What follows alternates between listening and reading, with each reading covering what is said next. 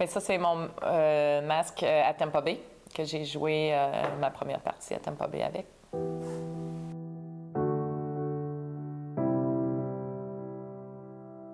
Ben moi, j'ai choisi le hockey parce que mes deux frères jouaient au hockey. Mon père était passionné du hockey. Il était un instructeur. Donc, quand j'étais plus jeune, je pensais que mes frères étaient gentils avec moi puis ils voulaient jouer avec moi. Mais vraiment, ils m'aimaient bien garder un but puis ils pratiquaient leur lancer sur moi.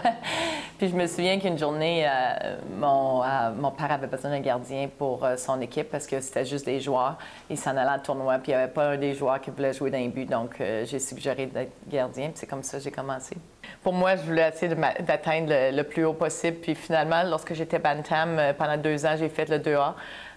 Donc, c'était le plus haut niveau que je pouvais jouer à cet âge-là. Puis après ça, il y avait le midget 3A. Puis ben là, je n'avais pas été invitée au midget 3A. Donc, je pensais que, bon, j'aurais plus de chance de jouer à nulle part après ça. Fait que j'avais plus vraiment d'options avec les gars. Je me souviens d'avoir joué 1 an avec les filles. Fallait que je conduise à Montréal, 2h30 de temps pour aller jouer une game de hockey. Puis les filles, mais notre heure de glace était à 11h le soir, minuit. Des fois, je revenais à 3h du matin chez nous. Fait que mais c'était mes options. Puis je me souviens d'être assise à côté de Gaston Drapeau. Puis j'avais été jouer pour le championnat canadien, représenter l'équipe du Québec. Puis c'était à la TV, puis il avait vu la game, puis il avait trouvé ça pas mal impressionnant, que le niveau de hockey féminin était quand même assez élevé. Puis on s'est mis à jaser, puis là, il me disait, bon, les joueurs qu'il y avait dans son équipe, je disais, ah, bien, j'ai joué contre lui quand j'ai joué Bantam 2A, j'ai joué contre lui, j'ai joué avec lui.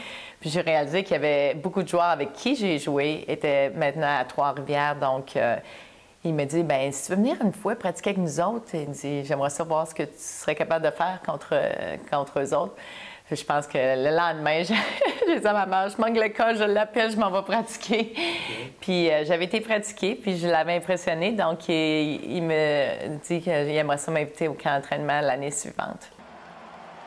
Il y a tellement souvent dans ma carrière que des gens ont dit non parce que j'étais une fille, qui ne voulaient pas que je fasse partie d'une équipe, que j'étais une fille. Puis lorsque là, j'avais quelqu'un qui me donnait une chance. J'ai dit oui, je la prends la chance. Puis surtout, c'était tout avec des joueurs que j'avais passé mon enfance à jouer au hockey avec. C'était pas du monde nouveau, c'était du monde que je connaissais. C'était du niveau de hockey que j'ai joué auparavant, quand j'ai joué dans le 2A. Moi, après la saison avec Trois-Rivières, bon, je pensais que j'ai fini.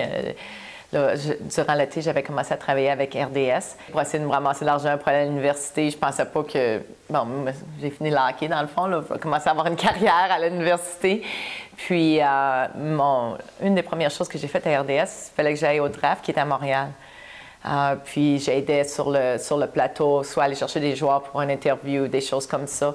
Puis, c'est là que un des scouts de Tampa Bay m'avait vu, puis il me présentait à Phyllis Esposito, puis il a dit, ben, tu te souviens, le tape que je t'ai envoyé, c'est elle qui était dans les buts. C'est là, au draft à Montréal, qui m'a invité. Mais il m'a dit, est-ce que tu aimerais ça venir au camp d'entraînement? Au début, je pensais que c'était une joke. Puis il dit, je vais t'envoyer une lettre, tu vas avoir 2 semaines pour nous répondre. Puis une couple de jours après le draft, j'ai reçu la lettre. C'est certain qu'il y a beaucoup de gens qui me disaient « T'as pas peur d'avoir l'air folle, t'as pas d'expérience, puis c'est la Ligue nationale. » Il y a d'autres gens qui m'ont dit « Bon, ils t'invitent seulement parce que t'es une fille. » Puis moi, je me suis dit « Ça me dérange pas pourquoi qu'ils m'invitent. » Il y a beaucoup de gens qui m'ont dit non parce que j'étais une fille auparavant. Puis que peu importe la raison pourquoi ils m'invitent, il faut que j'aille là, il faut que je performe.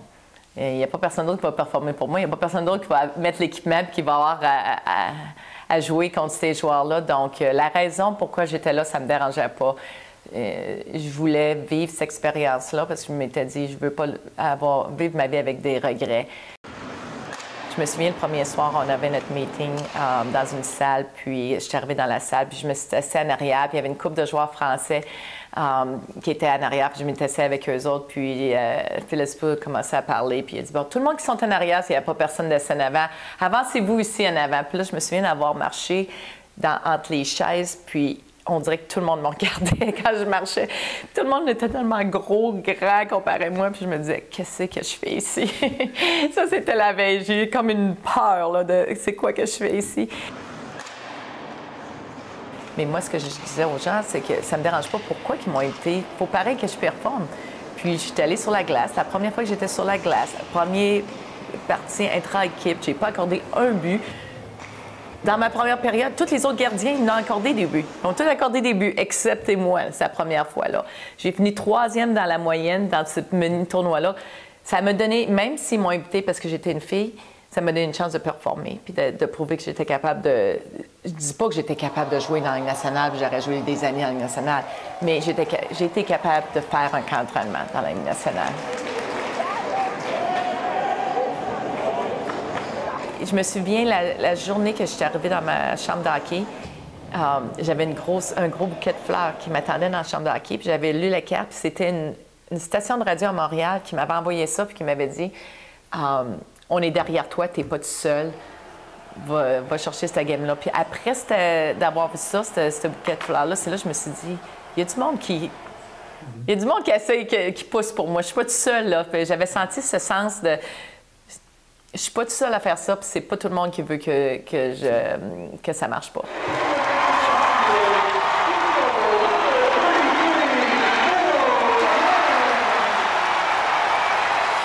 La marche entre ma chambre d'hockey jusqu'à la patinoire, j'ai jamais eu mon cœur qui a battu si vite que ça. J'avais de la misère à respirer, puis mon cœur battait tellement vite. Puis ce feeling-là, si j'y repense, je peux le revivre. C'était tellement intense. Quand je suis embarquée sur la glace, c'est devenu... Tout autour s'est effacé, puis c'était moi sur la glace qui jouais une game de hockey.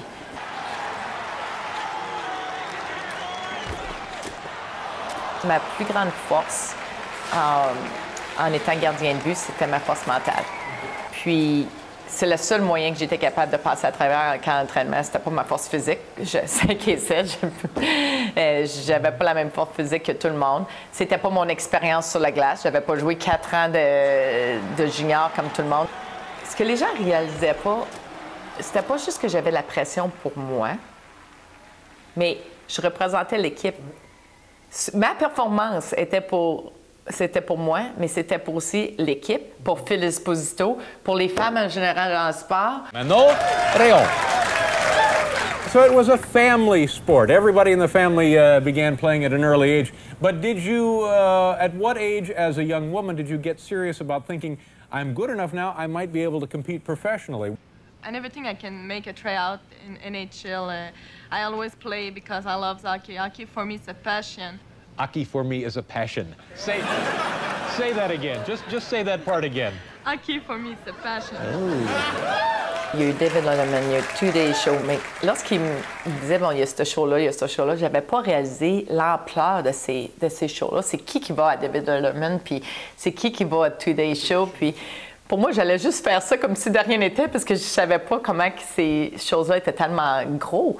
Je faisais pas ça pour la publicité, donc je réalisais pas c'est quoi qui m'arrivait. De savoir qu'il y avait tellement de gens qui me supportaient, puis c'était aussi beaucoup de pression parce que moi, chaque partie que j'ai joué à partir de junior, après ça avec Tampa Bay, ou toutes les parties que j'ai jouées dans les mineurs, toutes les parties que je jouais. Je savais qu'il y avait beaucoup de monde qui était pour venir à l'arena pour voir la fille jouer au hockey. Fallait que je sois parfaite, fallait pas que je me blesse, Fait qu'il y avait tellement plus de pression à toutes les fois que je jouais. Puis les gens, je pense qu'ils réalisaient pas ça. Puis le lendemain dans les journaux, ils étaient pour en parler. Et tu peux pas dire qu'il y aura jamais une femme dans la Ligue nationale parce que moi, quand ça m'est arrivé, il n'y a pas personne qui croyait que ça arriverait. Donc, c'est certain qu'il y a une chance qu'un jour ça arrive. J'ai commencé à travailler aller voir les écoles, amener le hockey féminin pour montrer aux gens. Moi, le hockey, ça a changé ma vie. Ça m'a tellement enseigné beaucoup de leçons que je crois que c'est important, surtout pour les filles. C'est incroyable de savoir comment c'est important que les femmes qui réussissent dans leur carrière, souvent ont joué un sport d'équipe quand elles étaient plus jeunes.